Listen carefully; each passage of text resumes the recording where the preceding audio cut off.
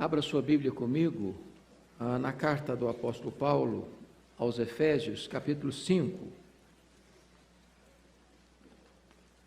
Efésios, capítulo 5, verso 29, apenas a parte B, a parte A do versículo. Apenas a parte A do versículo.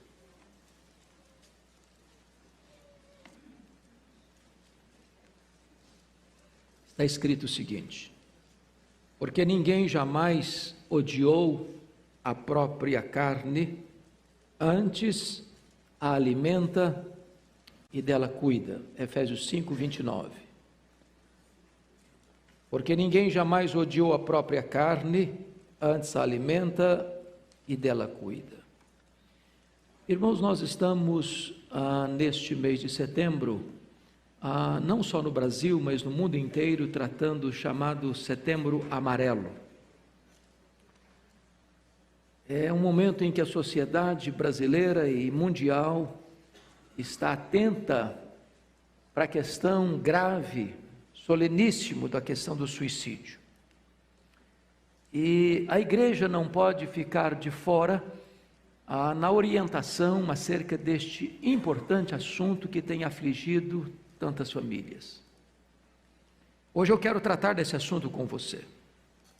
O que é chocante, e muitas vezes não nos apercebemos, é que há mais suicídios no mundo do que assassinatos. Mais pessoas se matam do que são mortas. Mais de 50% das pessoas no mundo já pensaram em suicídio, como uma saída honrosa para os seus dramas pessoais.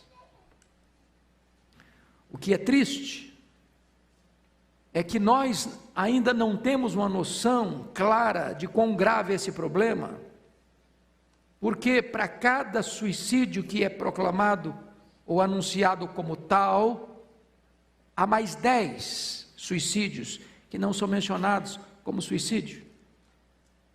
Na hora de dar a razão do óbito, essa causa não é mencionada.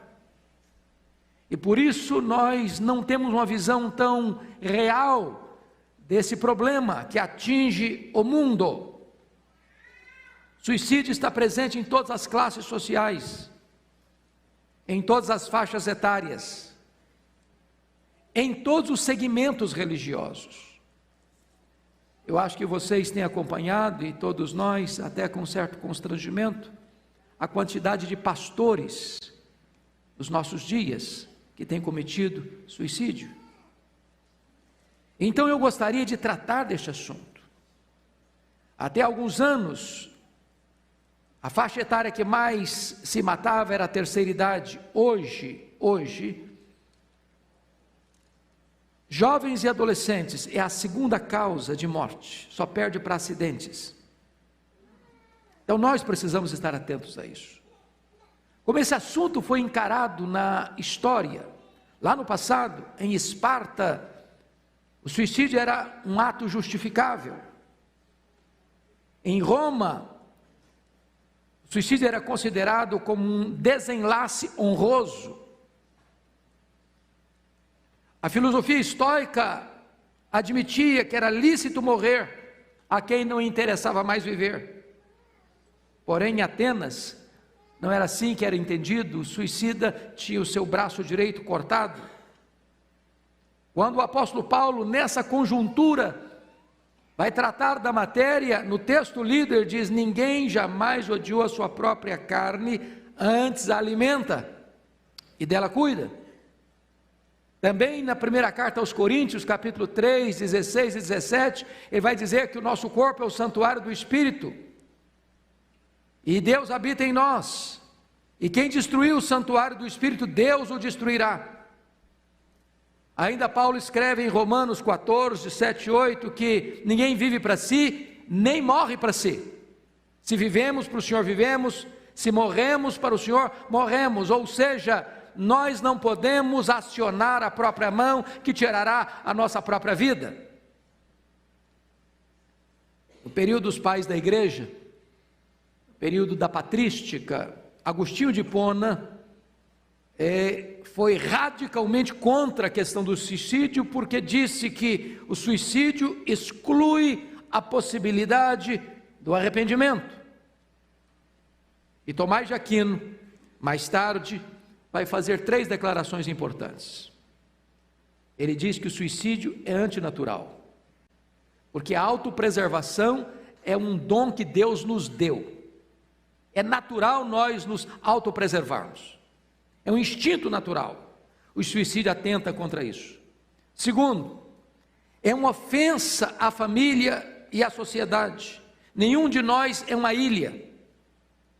Por isso, uma pessoa que entra por esse corredor escuro, ele não pensa que, ao cometer esse ato, ele vai produzir uma dor, muitas vezes insuperável na família. Ele vai abrir uma ferida, muitas vezes incurável na família. Ele pensa que ele é um peso, mas ao retirar-se da vida desta forma, ele vai produzir um peso muito maior para a família, para os amigos e para a sociedade. E terceiro, Tomás de Aquino disse que o suicídio é injustificável, porque é uma usurpação de um direito exclusivo de Deus. É Deus quem dá a vida, e só Deus tem poder e tem autoridade para tirar a vida. Muito bem, irmãos, esse assunto tem sido estudado ao longo da história, e 2 escolas se destacam no exame desta matéria. Primeiro, a chamada escola psiquiátrica.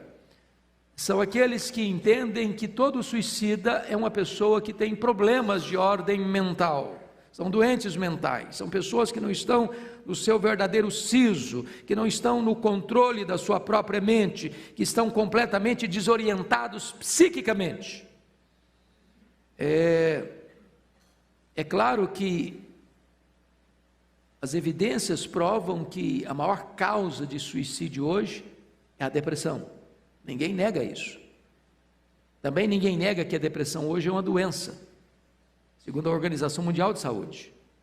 Mas é uma outra escola, chamada escola sociológica, e dentro dessa escola, o problema do suicídio é o desajuste social.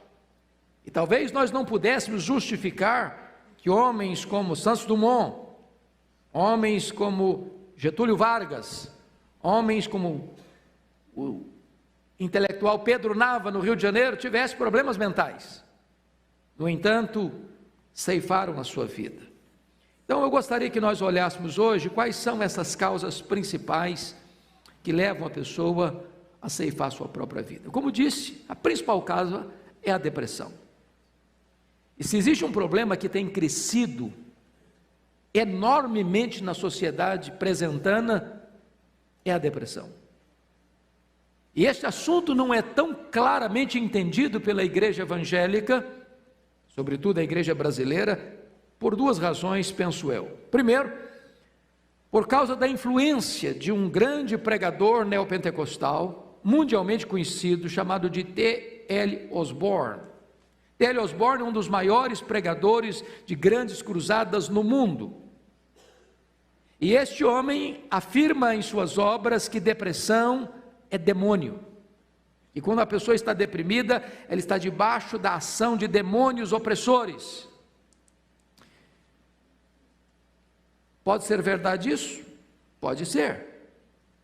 Quem lida com pessoas que vêm de ocultismo, que lidam com feitiçaria, que se envolvem com este submundo das trevas, é possível que pessoas passem por uma depressão ou enfrentem uma depressão em decorrência disso.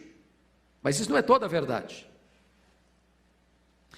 O segundo problema que eu acho, a segunda abordagem que eu acho que é problemática no meio evangélico, e agora mais no contexto presbiteriano, porque eu acho que essa influência do T.L. Osborne não atinge a grei presbiteriana com força, mas vem de um teólogo reformado, calvinista, chamado J. Adams. Qualquer aluno do seminário estudou as obras de J. Adams. Manual do Conselheiro, Conselheiro Cristão. E J. Adams afirma nas suas obras que depressão é pecado. Depressão pode vir de pecado? Pode. É só você ler o Salmo 32, é só você ler o Salmo 38, é só você ler o Salmo 51, e você vai ver Davi num quadro depressivo, em virtude de um pecado escondido, não confessado. Agora a pergunta é: uma pessoa crente, cheia do Espírito Santo, piedosa, pode enfrentar uma depressão?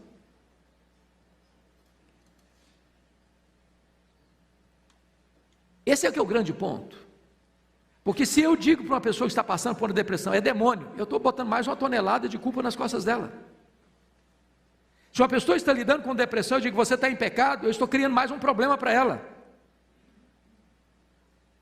Eu estava pregando num congresso em Belo Horizonte, certa feita, e tratando deste assunto, e fiz essa pergunta: é possível que um crente cheio do Espírito Santo enfrente depressão? E levanta-se uma moça no auditório e disse: isso é impossível, isso é um absurdo, afirmar que um crente cheio do Espírito Santo possa estar em depressão, ou estar lidando com a depressão, ou estar passando por uma depressão. E eu perguntei para ela: minha filha, por que então um crente cheio do Espírito Santo precisa usar óculos, tem uma miopia? Por que um crente cheio do Espírito Santo tem um problema cardíaco e precisa fazer uma ponte safena? Por que um crente cheio do Espírito Santo pode ter um problema de estômago, um problema hepático, ou de qualquer outra ordem? Por que daqui para cima é uma coisa, daqui para baixo é outra? Então, talvez nos ajude a entender duas obras, uma secular e outra evangélica. A secular é um livro de Andrew Solomon, O Demônio do Meio-Dia. Esta foi considerada uma das 100 obras mais importantes da nossa geração. Esse livro de Andrew Solomon diz que depressão é como uma planta que vai parasita, e você já viu tantas, é aquela planta que vai crescendo junto da outra e vai tomando conta, e vai sugando, e vai oprimindo, e vai sufocando. Diz que a depressão é como isso. Também ele diz que depressão é como você engolir o seu próprio funeral 2 vezes por dia. E diz que depressão é como você vestir uma roupa de madeira que oprime você. Nós não podemos subestimar este assunto. E ele vai dizer que depressão, por ser uma doença, se trata de 3 maneiras. Se trata com remédio, se trata com terapia, se trata com fé. É curioso, irmãos, como às vezes uma pessoa está enfrentando a depressão, eu digo assim para ela: nós temos que orar mais, nós temos que ler mais a Bíblia. Ok, é um conselho sábio, você orienta uma pessoa a orar mais e ler mais a Bíblia. Mas será que é só isso? Eu pergunto a vocês: que conselheiro consciente e responsável receberia no seu gabinete ou no seu escritório, ou numa conversa informal de corredor de igreja, alguém dizer: eu estou com uma forte dor no peito, e eu digo assim para ele: você precisa orar mais, você precisa ler mais a Bíblia. Ok, todos nós precisamos orar mais e ler mais a Bíblia, mas o que mais você diria a essa pessoa? Procure imediatamente um cardiologista. A ciência, irmãos, não está contra a fé. É Deus quem deu ao homem a capacidade, a bênção de conhecer, de estudar, de fazer medicina, de buscar meios e formas e recursos para tratar da nossa saúde. Então, se uma pessoa está lidando com a depressão, o que eu digo para ele como uma pessoa responsável? Você precisa imediatamente procurar um psiquiatra. Você precisa buscar a maneira mais adequada de tratar desse problema com remédio adequado, de ser acompanhado adequadamente. Então sim, entra a questão da fé, de você estudar a Bíblia, de você orar, de você estar na igreja, de você participar dos cultos, de você estar envolvido com a comunidade da fé, para ser encorajado, ser acompanhado, e ser assistido, e ser consolado. Então agora eu quero recomendar a obra do Dr. John Piper. Se você não leu essa obra, vale a pena ler, O Sorriso Escondido de Deus. E neste livro, Dr. John Piper vai dizer que é possível que gente de Deus, cheia do Espírito Santo, enfrente depressão, e ele cita 3 casos. Primeiro, Ele cita a história de David Brainerd. David Brainerd foi um dos mais importantes missionários do século XVIII. Morreu com 29 anos. E este homem era um homem tão piedoso, que quando ele morreu, ele era noivo da filha de Jonathan Edwards. E Jonathan Edwards pega o seu diário, publica o seu diário, e no mesmo século perguntaram assim para John Wesley: John Wesley, qual é a obra mais importante depois da Bíblia para você ser um crente maduro? E ele respondeu: leia o diário de David Brainerd. Este homem enfrentava severas crises de depressão. Mas John Piper cita John Bunyan, aquele pregador batista, que ficou preso 14 anos em Bedford, exatamente por pregar a palavra de Deus em praça pública. E as pessoas diziam para ele: se você parar de pregar, nós libertamos você da prisão. E ele disse: se vocês me soltarem, amanhã eu estarei na praça pregando de novo. Foi este homem que escreveu O Peregrino, o livro mais lido na história depois da Bíblia. Ele tinha severas crises de depressão, um homem cheio do Espírito Santo de Deus. John Piper cita um outro personagem, William Cowper, que era um poeta e compositor inglês, evangélico, que tinha crises tão severas de depressão, que tentou suicídio algumas vezes, e foi preciso que alguém o acompanhasse nas suas crises de depressão. Um homem cheio da graça de Deus. Dele a famosa frase: por trás de toda providência carrancuda, esconde-se uma face sorridente. O próprio grande príncipe dos pregadores do século XIX, Charles Haddon Spurgeon, as crises de depressão dele às vezes eram tão severas que ele tinha que se retirar do púlpito, se retirar do pastorado e se tratar por algum tempo dessas crises. Se você olha nas Escrituras, você vê um quadro semelhante na própria vida de Elias, que está dentro de uma caverna, pedindo para si a morte, olhando para a vida com os óculos escuros do pessimismo. Só eu fiquei, olhando para frente e dizendo: acabou meu ministério. E então Deus trata da depressão de Elias, primeiro com sonoterapia, segundo com um cardápio especial, terceiro mandando sair da caverna e abrir o bico e desabafar. Que faz aí Elias? Quarto, mostrando para ele que o melhor da vida dele estava pela frente. Quinto, que o ministério dele não tinha encerrado, que ele tinha mais coisas e importantes coisas ainda para fazer. Irmãos amados, hoje nós vemos muitas pessoas chegando a esse corredor estreito e escuro por causa de conflitos conjugais ou decepção amorosa.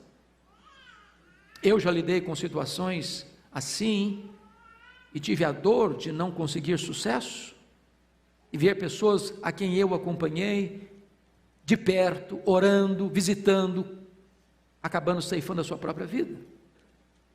E você não imagina a dor que isso produz? Há muitas pessoas que, em virtude de cobranças exageradas, como por exemplo, o país que tem mais incidência de suicídio, que é o Japão, muitos daqueles problemas são enfrentados porque a exigência aos jovens é muito grande, nos estudos, no desempenho, no sucesso profissional.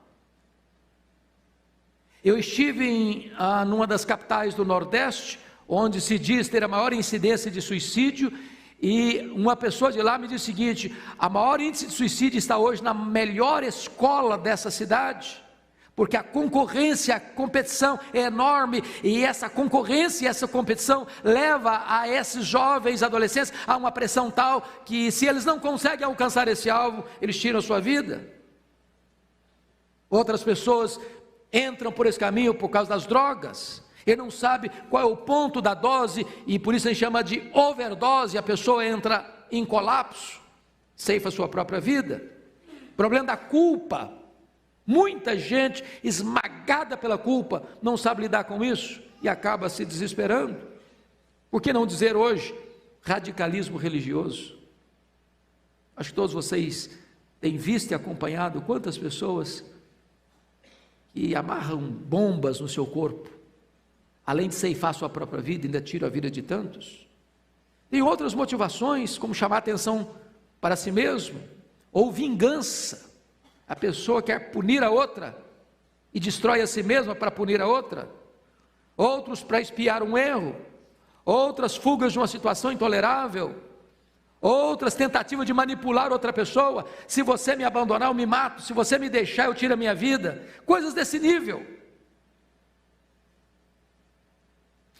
O que nós precisamos deixar claro, irmãos, é que o suicídio, ele é improcedente sob qualquer ótica. Primeiro, vamos pensar num argumento filosófico. É um ato de liberdade que destrói todos os outros atos futuros de liberdade. Como é que eu posso usar a minha própria liberdade para destruir a mim mesmo? Segundo, um argumento ético: ninguém pode agir em seu interesse destruindo a si mesmo.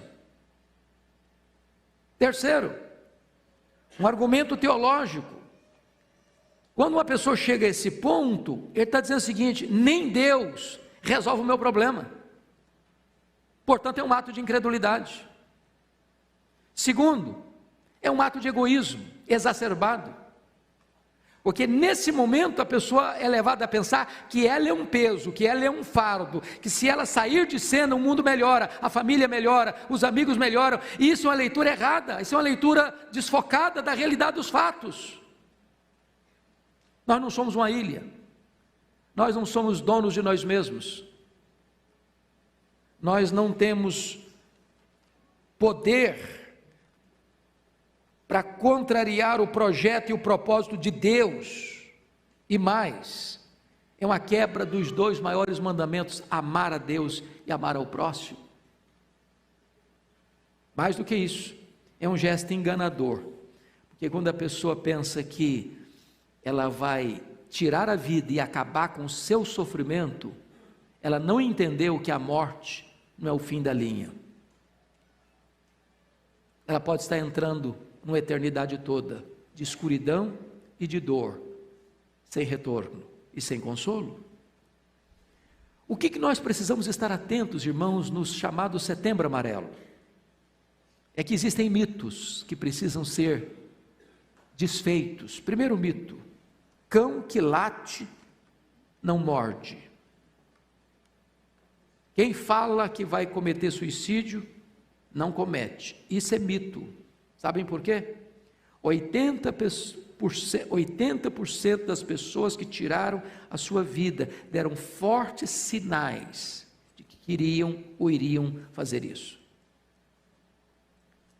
Na verdade, quando uma pessoa diz que ela quer se matar, ela não quer se matar. Ela está pedindo socorro. Ela está pedindo ajuda. Ela está dando um alerta. Ele está dizendo: olhem para mim, cuidem de mim, fiquem atentos a mim.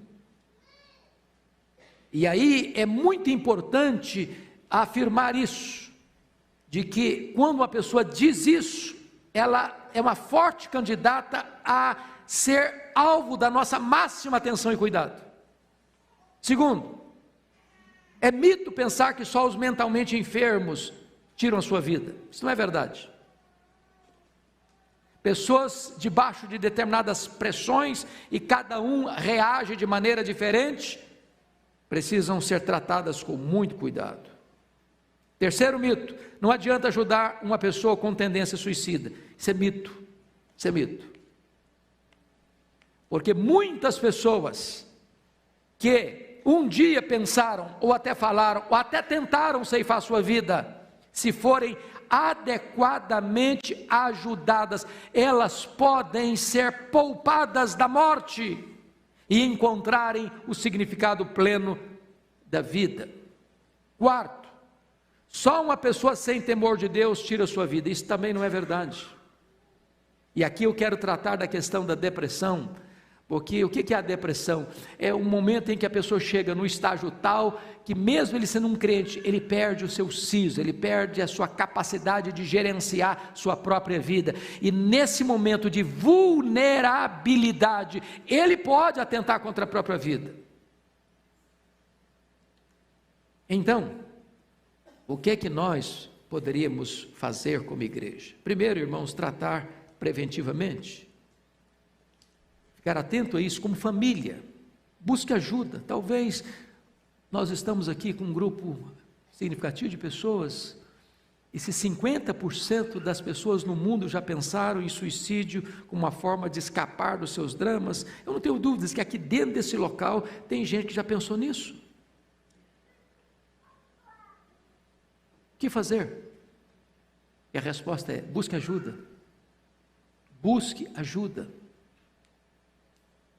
Nenhum de nós é autossuficiente, nenhum de nós tem todos os recursos necessários para enfrentar as lutas. Nós precisamos de um ombro amigo, nós precisamos de alguém para quem abrir o coração, nós precisamos de alguém em quem confiamos, dizer o seguinte: eu preciso de ajuda, fica perto de mim, me orienta, me ajuda, me socorra, me consola, ore por mim, esteja do meu lado. Segunda coisa, desabafe. Nós vamos acumulando, irmãos, muita fuligem na alma. Nós vamos ajuntando muitas coisas que vão nos sufocando, vão nos entupindo de angústia e de dor. Terceiro, corrija o foco da sua vida. Preste atenção nisso, irmãos. Viktor Frankl, que ficou preso num campo de concentração e que escreveu obras preciosíssimas como o livro Em Busca de Sentido, disse que poucas pessoas tiraram a sua vida nos campos de concentração. Sabem por quê? Eles estavam lutando para sobreviver. Mas muitas das pessoas que sobreviveram aos campos de concentração, depois que ficaram livres, tiraram a sua vida. As pessoas que mais se matam não são as pessoas que estão passando grandes dificuldades para ter pão sobre a sua mesa.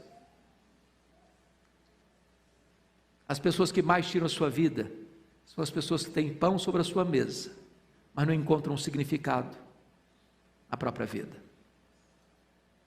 Nós vivemos uma geração que tem muito acesso a bens de consumo, mas muitas vezes as coisas não preenchem o vazio do coração.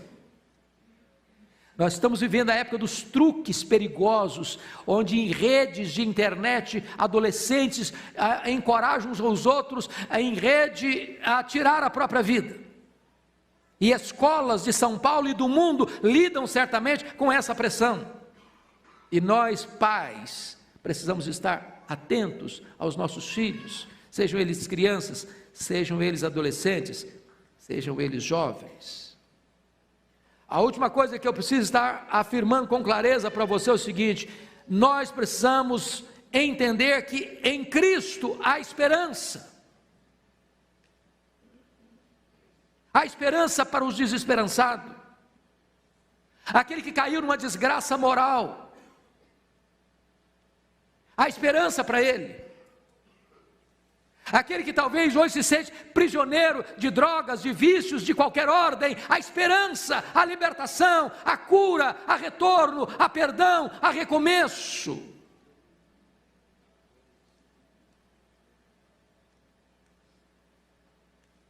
Mas mais do que isso, eu termino aqui. Se a igreja amanhã tiver que lidar com algum drama desta ordem, nós precisamos, como igreja, ser uma comunidade terapêutica para a família. Eu vi um quadro, irmãos, que cortou meu coração. Fui a um funeral de uma pessoa que tirou a sua vida, e lá estava a mãe chorando, coração quebrado, e chega um irmão da igreja, dá um abraço nela e disse assim: que pena, seu filho morreu e ainda foi para o inferno. Essa pessoa faria um bom trabalho se ficasse calada. Sabem por quê? Nenhum de nós é o juiz. Eu posso lhes garantir que o suicídio não é o pecado imperdoável. Eu posso lhes dizer que um crente, se ele não for bem acompanhado num processo de depressão, ele pode chegar a esse ponto. E nós não somos daqueles que creem que todo suicida é discípulo de Judas Iscariotes. Nem a morte pode separar alguém do amor de Deus que está em Cristo Jesus. Nem os loucos errarão o caminho. Não estamos com isso dizendo que então o suicídio é justificável. Não, não é. Mas nenhum de nós tem competência de se assentar na cadeira de juiz e determinar, foi para o inferno. Só Deus sabe isso. O Senhor conhece os que lhe pertencem. Nosso papel como igreja é assistir, é consolar, é estender o braço, é chorar com o que chora, é socorrer os aflitos. Que Deus nos ajude a sermos uma comunidade terapêutica e uma comunidade de esperança. No Evangelho, a solução para o homem, os seus dramas, para as suas dores, para as suas mais profundas angústias.